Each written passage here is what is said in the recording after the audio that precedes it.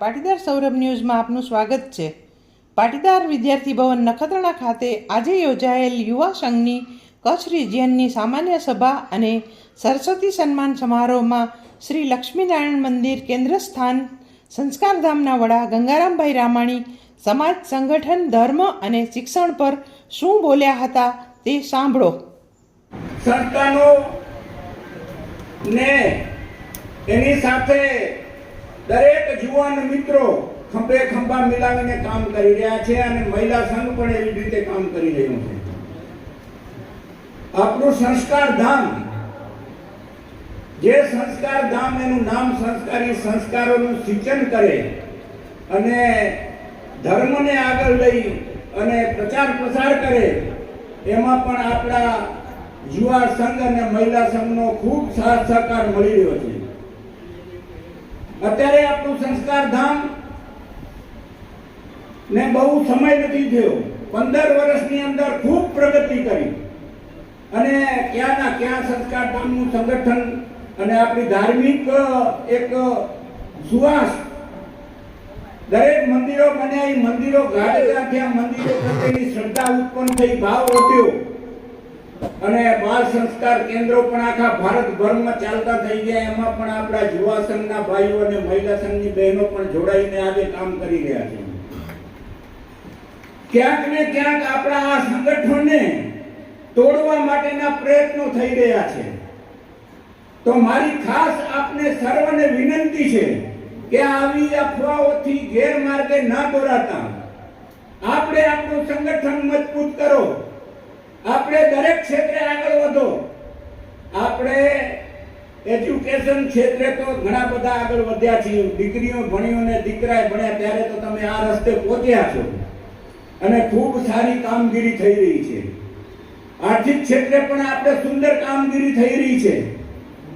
આ સમાજ એટલો બધો મોટો હોય, તેમાં ક્યાંક થોડી હોય, એ કઈ બહુ નથી, પણ આપણે જે કોઈ બની એ પોઝિટિવ વિચારથી ચાલી, ના નેગેટિવ। આપણી કોઈ સમસ્યા એટલી બધી આપણી સમાજમાં નથી, એ સમસ્યાઓને મોટું સ્વરૂપ ના આપીએ। ખૂબ આપણો સમાજ એક સંસ્કારી સમાજ છે અને આપણા વડીલોએ જે આપેલી છે, આપને જે સંસ્કારો આપ્યા છે, એ માર્ગે આપણે ચાલીએ અને આપણા સંસ્કારને ઉજ્જવળ ભવિષ્ય બનાવીએ અને દરેક ક્ષેત્રે આગળ વધીએ।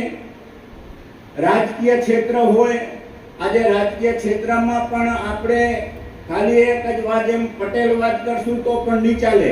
વસુદેવ કુટુંબકમની ભાવનાથી દરેક સમાજને સાથે જોડીને ચાલવું પડશે, કારણ કે આપણો પાટીદાર વર્ગ કેટલો, તો આપણે આ દરેક સમાજથી એકબીજામાં દૂધ ને સાકર ભળી જાય એમ ભળી અને આપણે કામ કરવાનું છે અને આપણે બધા આગળ વધતા રહીએ। અને દરેક ક્ષેત્રે યુવા સંઘ, આજે હમણાં પણ આપણો સંસ્કાર ધામમાં પ્રોગ્રામ થયો જબરજસ્ત, એમાં યુવા સંઘે બહુ મોટું કામ કર્યું છે, કારણ કે હવે તમને જ કામ કરવાનું છે, આ સંસ્થાઓ તમને જ સંભાળવાની છે। આ તો દિવસા દિવસે અમારી ઉંમર થાય તે પછી વારા પાટે વારો આવતો જાય, એટલે આપણી આ સંસ્થાઓ ક્યાંય નબળી ન પડે અને આપણે એક સંગઠન અને સંપથી આગળ વધીએ અને આપણો સનાતન ધર્મને આગળ લઈ જઈએ અને આપણે આગળ વધીએ। ક્યાંક ને ક્યાંક થોડીક આપણી ઓછપ હોય કે ધર્મની હાકલ પડે, સંગઠિતની હાકલ પડે, ત્યાં થોડીક ઓછું લઈએ। હમણાં સુરતભાઈ એક વ્યાખ્યા કરી મને, અમારું તો બાજુનું છે ઈશ્વર આશ્રમ, મૂળ ગામ અમારું દેશલપરને આશ્રમથી જોડાયેલા છીએ અને આશ્રમમાં ઘણા બધા કામો પણ કર્યા છે।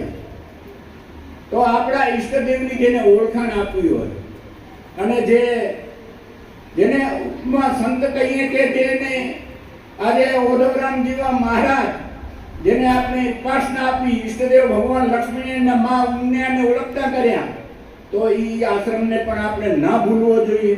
અને જ્યારે એના પણ ઉત્સવો મહોત્સવ થયા ત્યાં પણ ખૂબ આપણી હાજરી હોવી જોઈએ અને આપણે ખંભે ખંભા મિલાવીને એ પણ આશ્રમને આપણે જાગૃત રાખવો જોઈએ, કારણ કે આપણું ચેતનાનું કેન્દ્ર છે. આપણે ઉજાગર ત્યાંથી બન્યું છે. આપણી સ્કૂલનું પણ સારું સંચાલન ચાલી રહ્યું છે. વધારે વધારે બાળકો તો આ બાજુના જ આવે છે. એડમિશન પણ ચાલુ છે. લગભગ ગયા વર્ષમાં 601 બાળકો અભ્યાસ કરે છે અને આ સાલ પણ એડમિશન વધ્યા છે અને આપણી સુવિધા પણ વધી છે.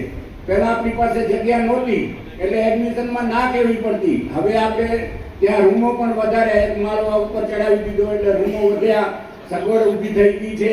હોસ્ટેલમાં રહેવાની પણ સંપૂર્ણ સુવિધા સારી છે.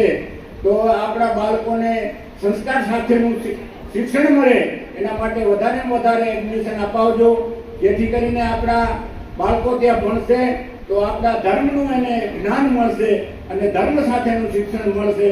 તો વધારે ન કહેતા વસ્તુ, ધન્યવાદ, આભાર.